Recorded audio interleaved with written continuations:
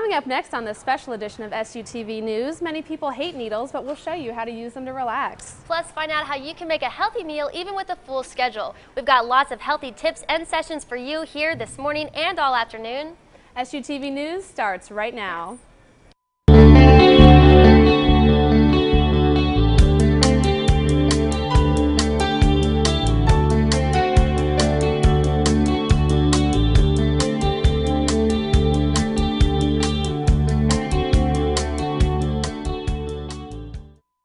For joining us. I'm Laura Shale. And I'm Barbara Shindo. We are broadcasting from here at the Ship Rec Center from the annual Wellness Fair. Today, Shippensburg University wants to help teach you how to be more healthy. Great, and several local organizations want you to become more healthy. As college students, we are bogged down with a lot of schoolwork, part-time jobs, a lot of things going on. Sometimes we need an adjustment just to help the stress we put on our bodies. SUTV's George Garrett tells us how going to the chiropractor can really help. At some point in their lives, most people have to deal with aches and pains. However, it's not necessary to just suffer through it. Chiropractors like Dr. Caroline Diller of Cumberland Valley Chiropractic and Wellness work to ease your pain. Chiropractic is basically an alternative form of healthcare that allows me to focus on the nervous system and see if there's any pressure influencing how your body's working. You adjust the back to affect the nerves. That adjustment alleviates the pressure, thereby making the body work better. Chiropractic can actually help with the headaches, the back pain, ankle sprains, knees, hips, wrists, carpal tunnel syndrome. Basically, if it's a pain or it's inhibiting your function in some way, there's probably something I can do to help. Seth Cantler has also experienced the benefits of seeing a chiropractor.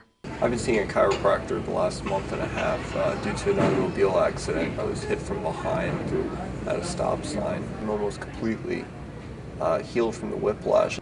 If I can do something and not take a pill that has a side effect, then I would rather do that.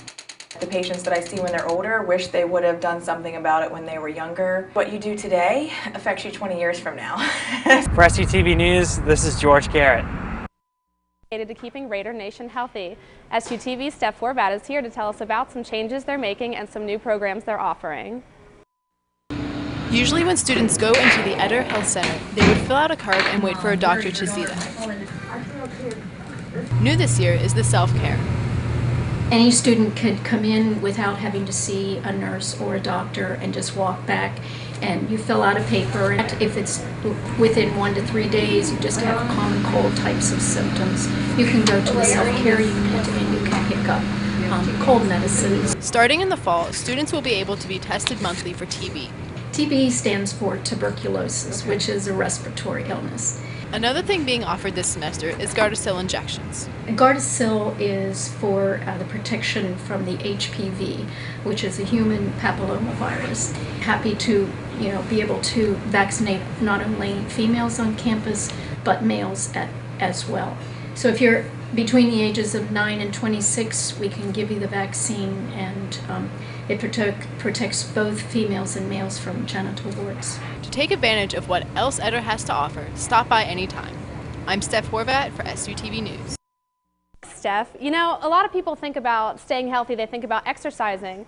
There's more to staying healthy than just exercising. A big part of it is eating healthy. And SUTV's Luke Martin investigates the healthy eating options here on campus. Students at SHIP have many options when it comes to dining, but with so many choices, how do students decide what to eat to stay healthy? I asked the Director of Campus Dining Services, Nick Ayula, to help me answer this question. I think the first thing the students should do is learn about what foods are healthy. They should realize that there are a lot of vegetables that are very, very healthy and also provide protein. Nick also suggests that students take advantage of the product identifiers, or PIDs, when choosing what to eat at Reisner. We have PIDs in all the foods identifying the real basic information for each item. It'll say like the fat content, total calories, total protein, total carbohydrates, just the basics. The PIDs can help not only with eating right, but drinking right as well. They should learn, for example, that it's better to drink skim milk than it is whole milk. Some of this stuff seems so obvious, but we serve more whole milk than we do skim milk. Nick has some clear rules that students should follow when choosing what to eat. 1. Know what you're eating. 2. Eat smaller portions than you might normally eat. And 3. Consider becoming a flexitarian? A lot of students should be willing to opt to have a vegetable as their entree. We call these kids flexitarians. That's going to help your diet tremendously just by doing that alone. Nick says that students who change their diets now will start to see clear changes in their daily lives. I think they'll sleep better, they'll start feeling better, they'll probably start feeling better about themselves as well. For SUTV News, I'm Luke Martin.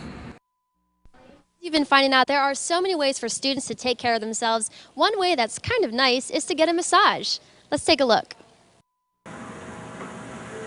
Just yards away from the hustle bustle of life is ultimate relaxation. A lot of tension up here in the neck.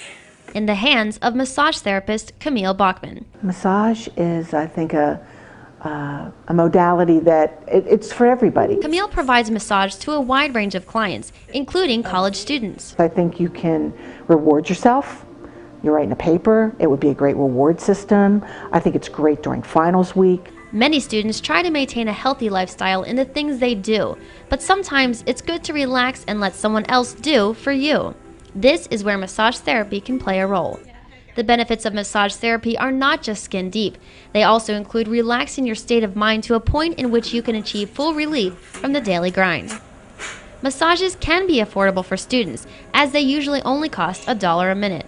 And for the times in between massages, there are ways you can maintain that state of mind. Some form of exercise, be it just walking to classes, but being in the moment. Don't be texting while you're walking to classes.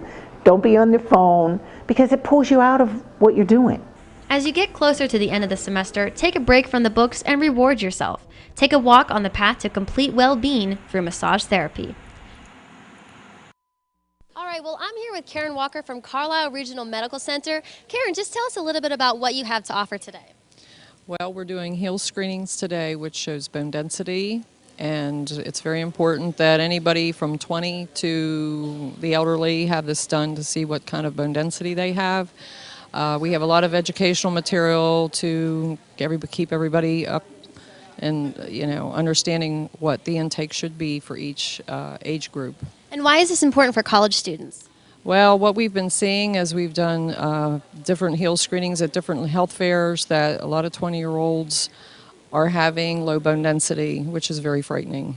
And they actually are having readings which is equivalent to someone in their 40s and 50s. And it's pretty much based on lifestyle and their food intake and exercise. And so we're asking everybody to come in today just to get checked out. Well, make sure you get your screening so that you can have a healthy life. Back to you, Barbara.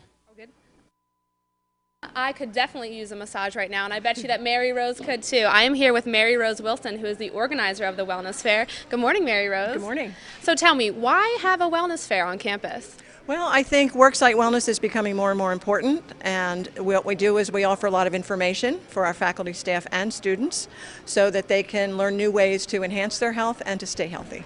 It's pretty important. A lot of students might not think about how important it is, but tell me a little bit about the history of the Wellness Fair. Well, this is our 4th annual Wellness Fair. It's a collaborative effort between Human Resources and the Counseling Center here on campus, and we have a whole planning team of about 6 people.